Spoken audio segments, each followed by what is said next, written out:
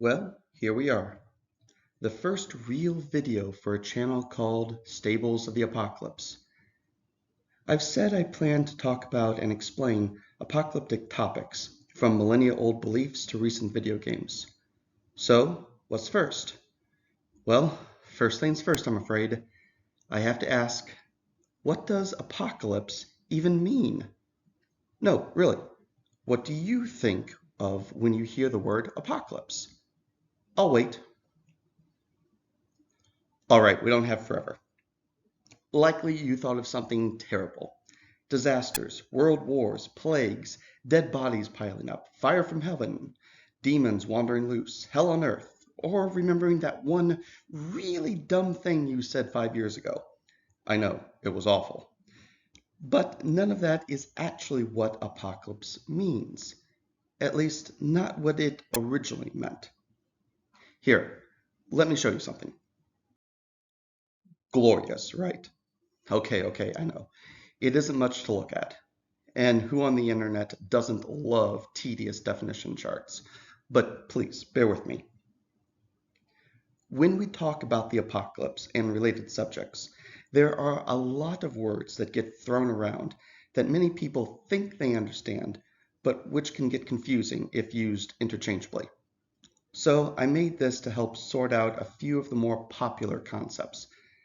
I should emphasize, this is not what you might call accurate to scale. No one, not even me, thinks this is the exact relationship between these words. But for a quick and dirty guide, it should do the job. First off is eschatology. It means the study of last things. This is a catch-all term for looking at pretty much anything having to do with endings for human beings. Most commonly, death. What happens when we die as individuals, as a species, as a planet, or as a cosmos? How does it happen? Why? What, if anything, happens after death? All this falls under the category of eschatology, and so does most of what we will be talking about, with some exceptions. Squarely within eschatology is apocalypse. That's what we're all here for, right? Well, as I said, it doesn't mean death and destruction. It has come to mean that within the last 200 years or so, but the word has existed 10 times longer than that.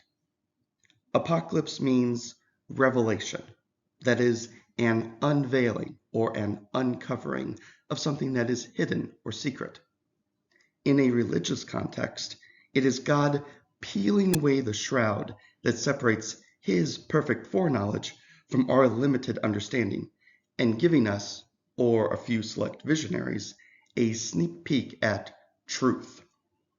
This often means prophecies of the future, including potential destructive acts or the end of time, but it is primarily a glimpse at the divine plan in general. What does it all mean? Is there a point to anything? Is there really a heaven or hell? Or do my actions have no meaning in this life? An apocalyptic writer is someone who claims to have knowledge from God and has answers to these questions because they have seen behind the curtain and snuck a glance at God's master plan. Another word for apocalypse could simply be spoilers. Next, and closely related, is the Last Judgment.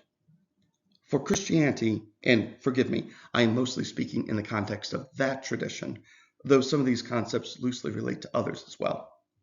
For Christianity, the Last Judgment happens for everyone eventually after death, whether immediately or later, and individual churches disagree on when precisely that happens.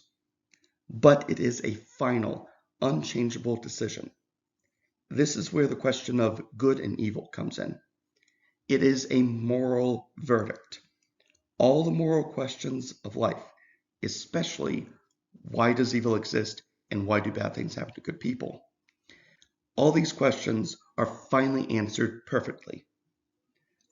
We all fully see behind the veil now that we are in the presence of God, and He tells us explicitly who measured up, who did not, and why. In the end, good things do happen to good people, and the truly evil people get what they objectively, cosmically deserve. And this judgment is permanent. Therefore, no more need of death, which itself ceases to exist after the last judgment. But that is all happening in heaven.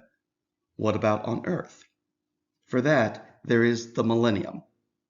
While technically referring to 1,000 years of rule on earth by Jesus Christ himself, it can and has been more broadly understood. The millennium can refer to a new, perfect, and just social order, a heaven on earth utopian society. As I said, some people see this as only possible with Jesus ruling personally as the world's God King. Others, however, have interpreted the millennium quite differently. Why should humans wait for God to clean up our mess? If we want God to rule a perfect world, then we have to be the ones to get it ready for his return.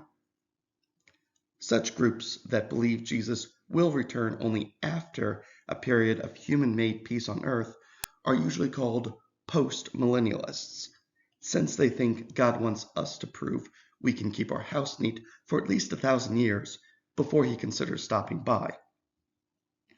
You can see how this can fall outside of normal eschatology, and how it can be the dream of non-religious people too. Next, we have a big one, the end of the world.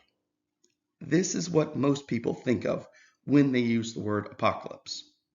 The phrase can vary in meaning. Some use it to mean the end of a society, the human species, all life, the planet Earth, or the entire universe. How it is done varies too.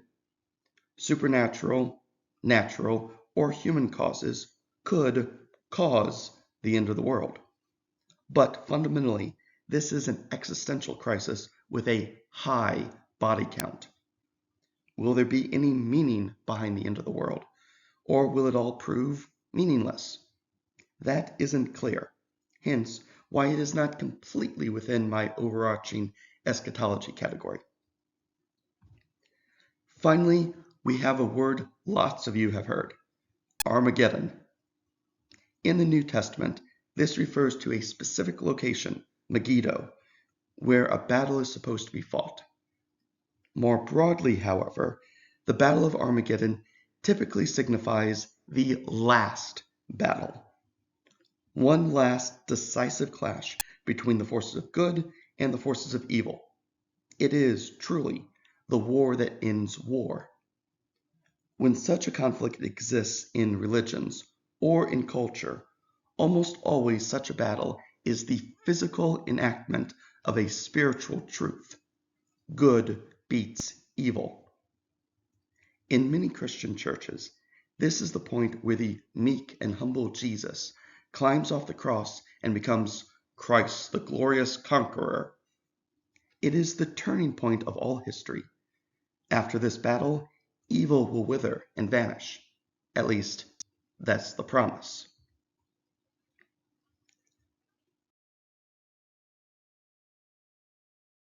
I am, of course, only scratching the surface. There are many more apocalypse-adjacent words and definitions, and scholars can fairly critique some of what I have told you. But I hope that this works as a baseline for any future discussions about these topics. In essence, the rest of these videos will be about exploring the gaps left by what I have just said here. I hope you enjoyed. Until next time, this is the end.